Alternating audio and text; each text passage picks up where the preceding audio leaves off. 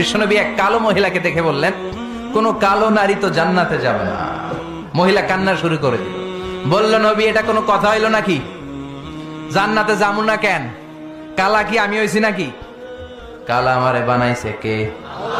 ওই মহিলা কান্না শুরু করে দিয়েছে, নবী আপনি বলেছেন 4টা কাজ করলে জান্নাতের 8টা দরজা খোলা সব নারীদের জন্য। 1 হলো যে নারীরা নামাজ পড়বে, 2 হলো রোজা রাখবে, 3 হলো স্বামীর কথা শুনবে, 4 হলো পরকিয়া না করে সতীত্বের হেফাজত করবে। 4টা কাজ করলে জান্নাতের 8টা দরজা খুলে দিবে কে? ও নবী আমি তো 4টাই করি, কেন জান্নাতে যাব না আপনি বলেন?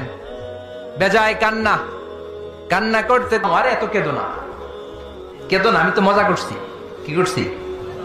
I'm just kidding you. আমি মজা করেছি। তুমি যখন জান্নাতে যাবা তখন এরকম কুচকুচে কালো থাকবা না, তোমাকে পূর্ণিমার চাঁদের মতো সুন্দরী বানায় দিবে কে?